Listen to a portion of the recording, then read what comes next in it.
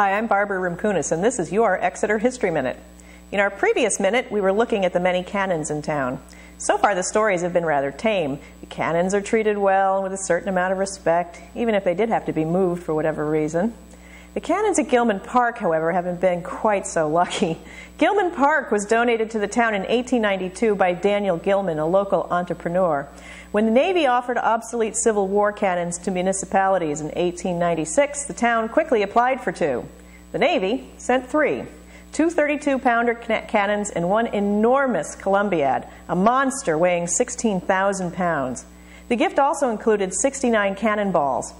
In spite of the fact that the cannons were considered unusable by the Navy, they were only given with the understanding that they might be recalled by the government if needed. Although there was talk during the Spanish-American War of moving them closer to the Squamscott River for defense, they were never moved. I guess the Spaniards weren't all that interested in invading Exeter, New Hampshire.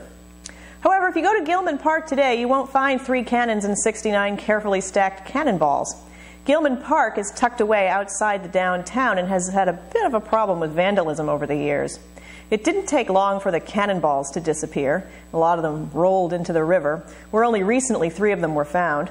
The cannons themselves have been tempting to local delinquents who couldn't resist firing them off. In 1953, the Exeter Newsletter reported a loud explosion heard in town about 9 a.m. Friday was caused by pranksters firing a heavy charge from one of the cannons in Gilman Park. The cannon was forced off its foundation by the force of the explosion. It survived that particular attack, but in October of 1969, vandals again struck and the cannon was blown completely apart. The police reported that pieces of the gun were found more than a quarter of a mile away.